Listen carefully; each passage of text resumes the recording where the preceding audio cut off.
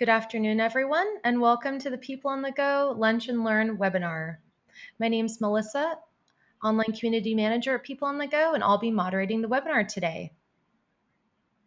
Please note that this is a previously recorded session. However, our presenter, Linda, and myself are here live in the chat room to answer any questions you might have. Please feel free to say hello there now. Today's webinar is Unleash Your Inner Storyteller for Business Writing. And I have with me Linda McDaniel, our speaker, who I'll be introducing in just a moment. A quick background about why we have these sessions, especially for those who are with us for the first time. We have these sessions because our focus at People on the Go is productivity in the workplace, and the topics that you see on the screen are the topics that we cover. We have them available in a variety of formats, including the webinar format, just like today's session. The webinars are offered on a monthly basis, and you can check them out on our website. We also have a membership program that makes these webinars very easy to take advantage of. And we also have many resources available, like the blog, our Facebook and LinkedIn groups, and you can also follow our founder, Pierre Khawand, on Twitter. And so now let's dive into today's topic. I'm going to introduce our speaker, Linda McDaniel. Linda McDaniel, your Write with Confidence coach and a member of the People on the Go faculty, brings you more than 25 years of writing, teaching, and learning to her webinars. Linda has written 1,000 feature articles for major publications, and she is the author of a dozen books, including her award-winning Words at Work, which took top honors from the National Best Books Award. About 10 years ago, Linda began coaching on business writing and book writing. She has trained executives and staff at organizations such as Microsoft, Visa, the Boeing Company, Del Monte, Citibank, T-Mobile, U.S. Small Business Administration, and others. And so now I'm going to turn it over to Linda, who will be presenting. And this transition will take just a moment. Hello, and I'm so glad you joined us today. You know, stories are such a hot topic these days, and I see a renaissance of storytelling in the business world. I think that's because stories are so powerful. Scientists have proven that stories light up our brains in ways that prose alone just can't. And I'll show you how you can use stories to increase the power of your message and enjoy yourself while doing it. That's the thing about stories. They're fun to write and to share and to read. I'll show you how stories can increase interest in and results from your email, articles, reports, proposals, whatever you write work. Let's go over quickly what you'll take away today. You're going to learn how to hook your audience with stories, tell stories that activate memories and trigger emotions, and that's where we buy in. We're going to create a template for telling stories using the 6 stages of successful storytelling. And then I'll show you how to develop a story inventory to capture stories for easy reference. And then I'm going to give you a copy of my Tell Successful Stories checklist that you can just use over and over. TMI, too much information. I think one of the main reasons stories are so popular today is because we're all overloaded with information. And as Annette Simmons writes in The Story Factor, which, by the way, is a great book for anyone who wants to dig deeper into stories. Well, Simmons shares the idea that people are hungry for connection, not just content, and stories deliver. And besides, we're wired for stories. Ever since Zog and Grog sat around the very first campfire eons ago, we've been telling stories. From troubadours to griots, we've captured our history through stories. You know, it's only recently that we've written our thoughts, let alone tweeted them. You know, as I mentioned, stories tap into our emotions. And I can't stress this enough that emotions are where we buy and buy in. No doubt that's part of the reason that stories make our messages stick. And here's another reason why. MRI tests show that our brains light up in ways far more creatively when we hear stories. The same information presented in paragraph or lecture form just doesn't do that, but stories make our synapses snap. Now, when I teach business writing, I often mention this wonderful book, and in my opinion, it's just about perfect for several reasons. First, all writers want to be persuasive, and yes, shows you fascinating ways you can stand out and connect with your readers. Second, the book is a masterpiece, technically. Every chapter, all 50, start with stories. I was right there with all 50 of them, experiencing them rather than just reading about them. To be honest, Dr. Cialdini, the lead author, he has another book entitled Influence. And while I'm sure it's packed with good information, I couldn't finish it. The pages were dense with content, and there were far fewer stories.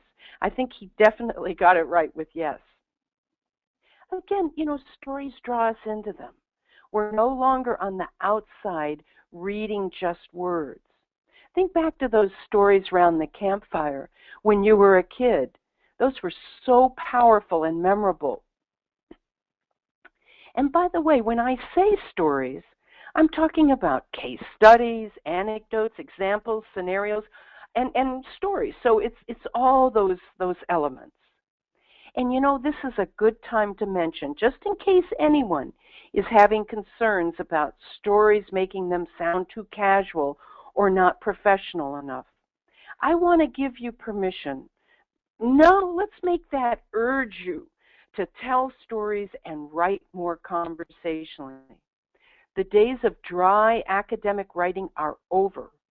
I still work with some clients who think they have to sound august, but in the 21st century, readers will just skip or delete writing like that.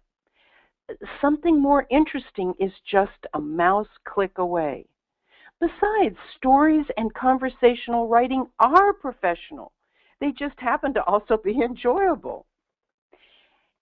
Stories will distinguish you and make you stand out. Maybe for reasons just cited, not that many people take advantage of the power of stories, especially at work. But stories illustrate and illuminate and add an emotional element that makes your important points memorable. Other writers stay away from stories because they lack confidence in their storytelling know-how. But the storytelling toolkit you'll take away today will help you develop your skills. And the more you use these tools, the more you practice, the more confidence you'll gain. And then, given the issue of TMI, too much information, you'll stand out because stories cut through facts and figures and dry narrative. Your readers will remember stories, and by association, remember you and your message. So let's get into that toolkit. I'm going to show you how to integrate stories into your business writing and your presentations and meetings too.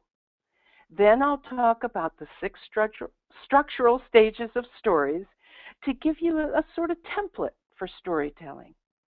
I'll help you see how you can begin building your story inventory. And finally, as I mentioned earlier, we'll review the Tell Successful Stories checklist. So how can you use stories at work? Boy, there are so many ways. From a quick elevator speech to longer presentations, and of course blogs and articles, as well as newsletters and email. Of course, people ask me, how in the world can you squeeze a story into a 30-second elevator speech? Okay, how about this one? Some of my clients dread writing and put off projects till the 11th hour. They admit they aren't getting very good results that way, but they don't know how to change old habits. Well, I coach them how to write faster and more creatively. And my book, Words at Work, shares all kinds of stories and techniques about how they can do just that. Okay, believe it or not, that's a mini story. I've got people, I've got problems, I've got these pain points that are shared by all writers. And it came in at 15 seconds. And boy, it's a lot more interesting than my saying, I'm a writing coach, I help people, blah, blah, blah. And you know, I even got the title of my book in there too. Okay, so here's the beauty of stories. People are tired of directives or have-tos. So instead, you can use stories to show, not tell. Stories quickly take the unfamiliar and make it familiar. For example, I was interviewing a cattle farmer, and he was explaining to me why grass-fed beef was so much better than grain-fed. Well, you know, I'd heard it was, but I couldn't quite relate. I mean, what's wrong with grain? Well, he told me, it's like eating chocolate cake every day, all 3 meals. Bingo, I got it. Sure, it tastes great at first, but ooh, I mean, I actually had my stomach felt a little queasy. Now I understand grass-fed is for the cattle's benefit and the consumers, because grass-fed cattle is basically sick cattle. See how fast his mini story helped me become familiar with what had been an unfamiliar situation. Okay, needless to say, your stories need to relate to your readers, the audience you're trying to reach.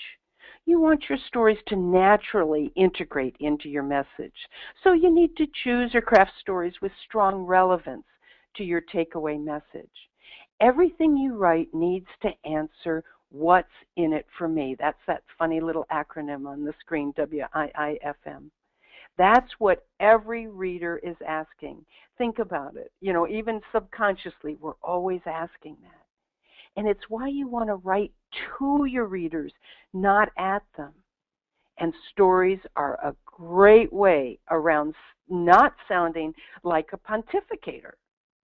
Stories make your message so much easier to hear and absorb. Now take this typical paragraph from a boring memo telling company leaders how they should act. Hey, rah, rah, we've got to do this, and we got to work closely with our staff and encourage them, and blah, blah. I can't imagine anyone would pay much attention to this, let alone change their habits. Even if this were presented live at a meeting, I think it would fall flat.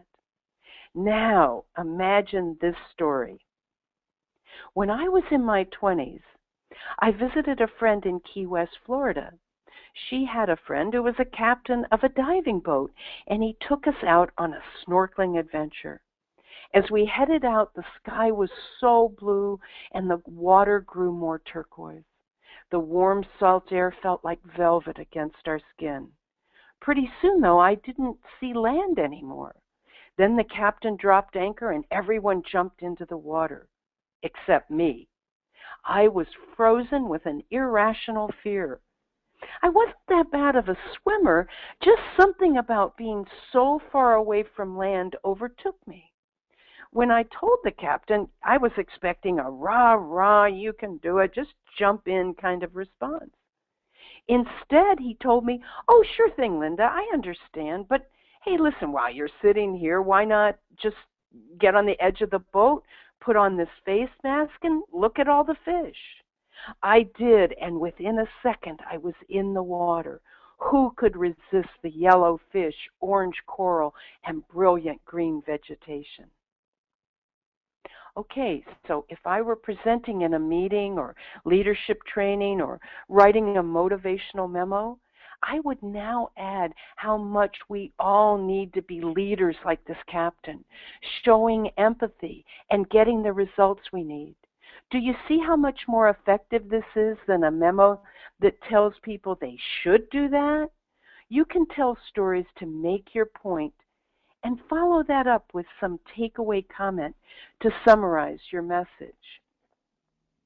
Okay, so now you know the how and the importance of integrating stories into your business writing. Let's take a look at how to create a template for stories by using the 6 steps to successful stories. Step one, the hook. It's the most important element. It's what reaches out and grabs your readers. In that story I just told, simply mentioning Key West, Florida and snorkeling was my hook. You can also pose a provocative question that will grab your reader's attention, or you can share painful issues and hint at the solutions you're about to offer. But my favorite hook is what I call what if. And this gives you permission to create a scenario that's believable or even extraordinary, as the owner of the birdseed store I go to did in her quarterly newsletter. She started her essay with the premise, what if turkey vultures could talk?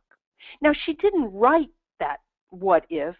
She just personally decided that she was going to allow turkey vultures to talk. And you know what? She had me from hello. The essay was fresh and engaging, and I learned things about turkey vulture feces and regurgitation I had no idea I wanted to know. Seriously, this is a wonderful way to add interest to your writing and to attract readers. If she had simply written about the life and whatever of turkey vultures, I wouldn't have read past the first two paragraphs. And let's face it, I bet you have plenty of information to share that isn't always scintillating. But you can enliven it with a powerful hook. Get creative, grab your readers, and they'll keep reading, which means you'll get the results you want. Okay, step two, set the scene. Again, help your readers join you in your stories and your message. Invite them in. You can open the door to your topic by setting the scene using the senses, descriptive verbs, and nouns. Now, here's an example from an article I wrote. This is a good combination of what if and setting the scene. I had the assignment to write about bumblebee research, which may be one of the more challenging assignments I'd ever had. I wanted to hook my readers, but how? This just seemed so dry to me. In doing my research, I read that honeybees hate clover and alfalfa, but bumblebees love it. So I closed my eyes and pictured this scene. I saw a beautiful meadow, and I was lounging on a blanket watching the bees and bumblebees choose their favorite foods. Now, I wanted to share this with my readers, and you can see on the screen what I came up with. I started with the what if of the readers being there, and then I set the scene with weather and colors and other observations. Lots of senses and description of the scene in this example. And do you see how they work together to put you in that meadow? That's what you want to do with your readers. Get them inside the scene, real or imagined. And by the way, it's perfectly all right to create a hypothetical scenario that you create in your mind's eye, just as I did here. So just keep it true to what you're writing about. Now, step 3, we're looking at conflict and complications. In the snorkeling story I told earlier, the complication came when I froze with fear. Now, complications are important to stories. Have you ever watched a movie, say, about a young couple who've just gotten married and, they're so happy? And you're already on the edge of your seat because you know something has to happen to them. That's just the art of storytelling. Otherwise, we're just having one hallmark moment after the other. So there's 3 main kinds of conflict. There's inner conflict, the struggles we or the people we're writing about have inside our minds. This is fear, depression, low self-esteem, and of course conflict between people, and I'm sure I don't have to go into detail on that one. We all know about conflict, but of course describing it well is essential to getting your readers involved. Again, senses come into play. What does the conflict sound like, feel like? What's the atmosphere in the office you're writing about? Close your eyes and visualize what this scene is like, or what the tension is like that runs throughout the story. And lastly, of course, there's universal conflict. I find the best stories go from personal to, or maybe interpersonal conflict, to something universal, and then back to personal or interpersonal. And I'm going to give you an easy to remember formula for this that works great in whatever you're writing at work when you're telling a story. And that is small, big, small. Now let's take my Key West story. Again, if I were telling this to leaders, I start small with my fears.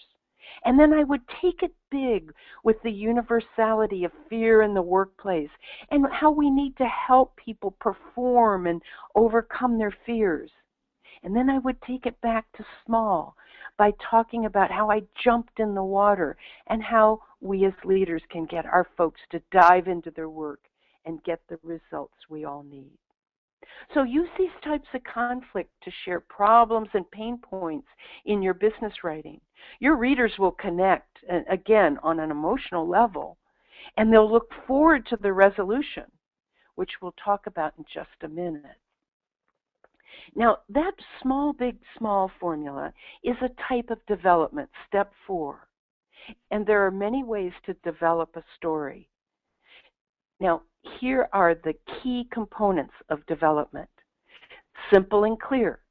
Help your readers step into the situation with straightforward explanations and descriptions. Brief, you need to get to the point quickly. That's the number one pet peeve people have with all kinds of writing. They want you to get to the point quickly. Specific, get specific with sensory information, colorful description. And make it fresh, yet credible. And, no one wants to read old news about teenagers in trouble. And on the other hand, they don't want to read about the perfect teen in the perfect family who has everything figured out. I mean, where's the conflict in that? But what might grab their attention is a story about a teen who got into trouble but worked hard to straighten out his life. Now that is a fresh, credible story. And number 5 is relevant. As I mentioned earlier, make sure that your story development is relevant to your audience. Now, step 5 is resolution. And this too needs to be swift and clear. Think about it. You've been watching a movie and the resolution is quite late in the movie, and the director winds the story up quickly. I don't know about you, but I've seen a few movies where the resolution came too soon and there was just too much movie afterwards. And that really breaks the story's spell. You want to craft a compelling ending to your story and move on to the conclusions or the call to action. You want to hook your readers, get them involved, and then you want to wind things up swiftly and move on. So let's now look at how you do wrap up your story. This is the last step, step 6, and it's all about the action you want to incite. What do you want your readers to take away? And in some cases, what action do you want them to take? Again, in my Key West story, I wanted leaders to, lead, not just bark orders at people as though they weren't valuable fellow human beings. I wanted leaders to care for their constituents. So let your readers know what your story empowers and implores them to do. You want them to use information, change habits, take action, get results.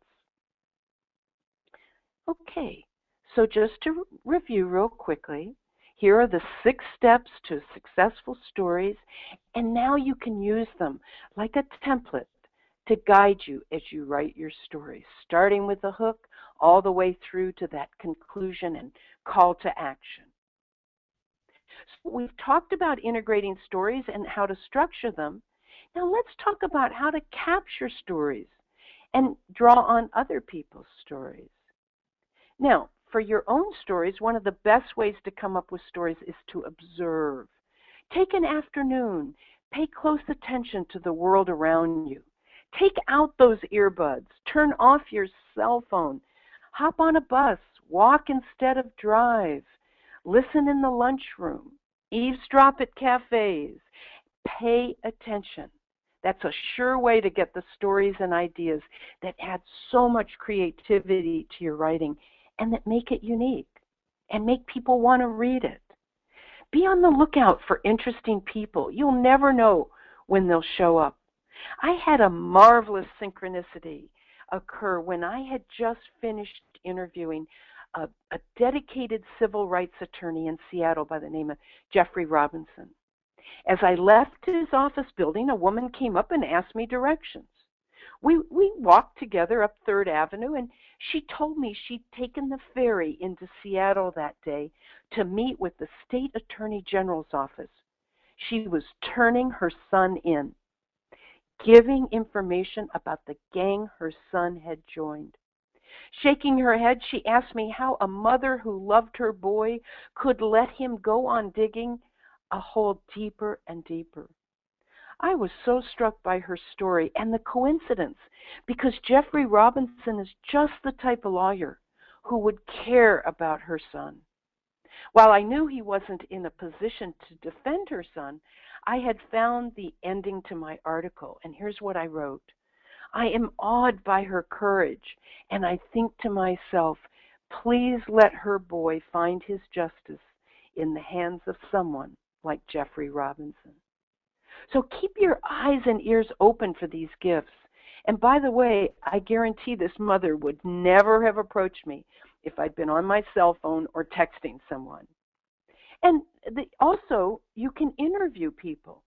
Get other opinions to balance or reinforce yours. Or if you know somebody interesting, just ask them if you can interview them. People love to talk about themselves. Now, I don't care how good you think your memory is. When these gems come to you, capture them. They're precious and ephemeral gifts. Now, you can use index cards, sticky notes, your smartphone, a recorder, whatever. Once you've compiled a good list, now I want to show you how to organize it into categories for easy reference, something that I call a story inventory. Keep an inventory of your stories so you can review them and use them when needed. I often recommend to my corporate clients that they order in some sandwiches or pizza and have a lunchtime story party. Share stories, both personal and professional. It doesn't matter. Just like my Key West story works in the business environment.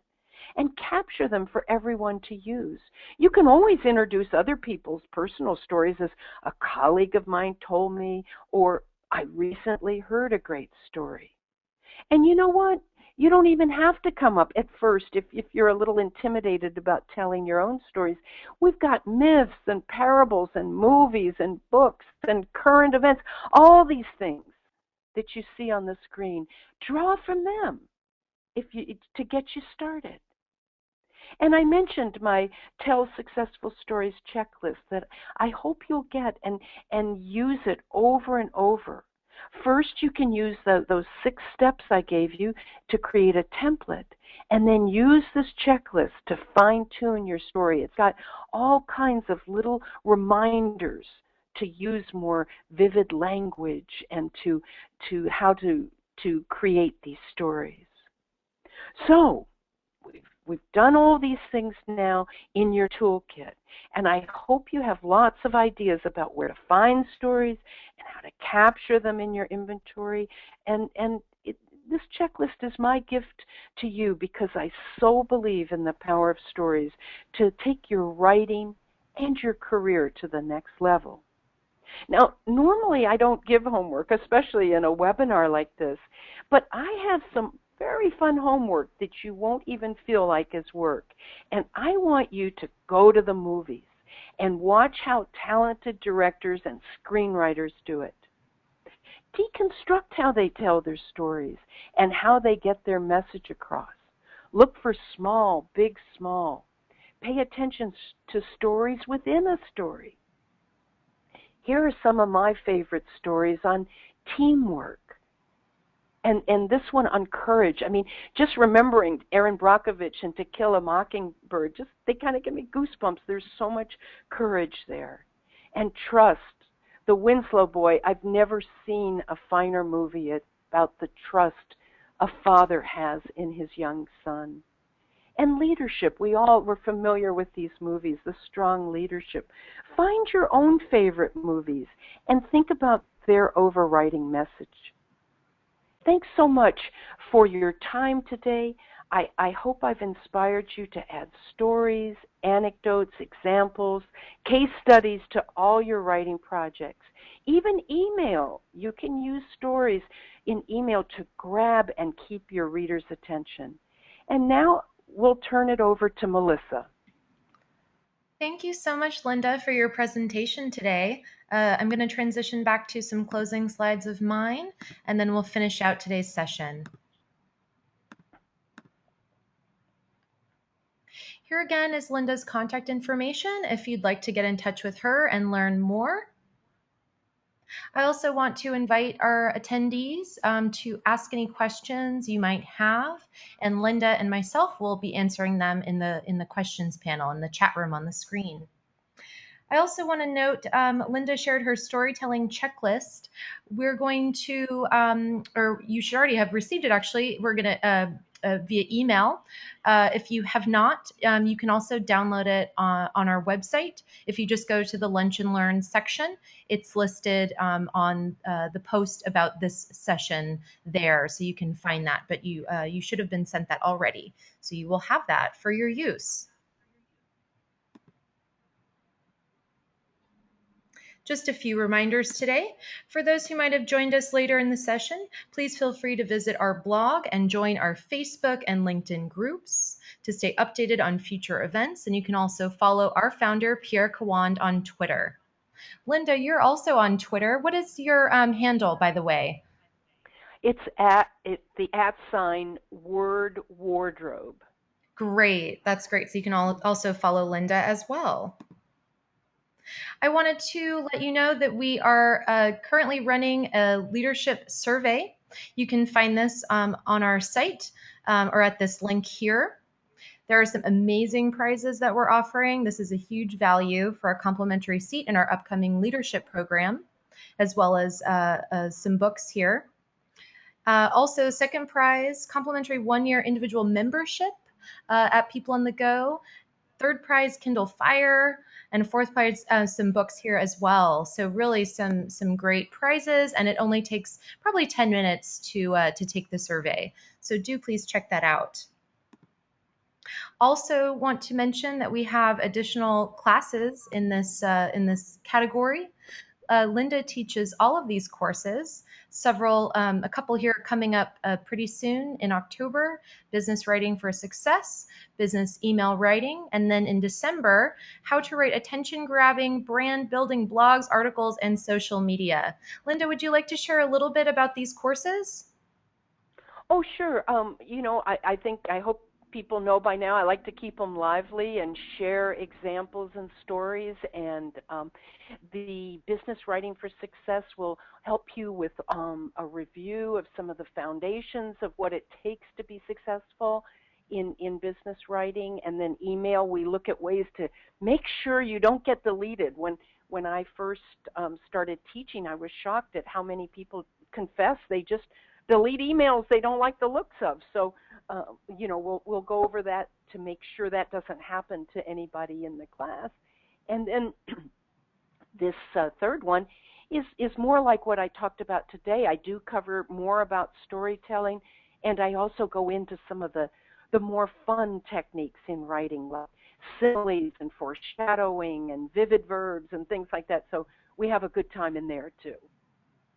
That's great. Thank you so much, Linda. I also would like our participants to know that if you're already a member, or if your organization is already a corporate member, you of course already have access to these webinars. So all you have to do is just go to your organization's training webpage to sign up. If, however, your organization is not a member, then we hope that you might consider joining these classes. So again, we've been answering your questions in the chat room. We'll stick around for a little bit longer to finish those up. But otherwise, this is my last slide for our presentation today. Again, you'll be receiving a feedback form via email, and it would be really great if you could fill that out. It's very helpful to us. Thank you again, Linda, for being here. And I hope that you'll join us at our next Lunch and Learn.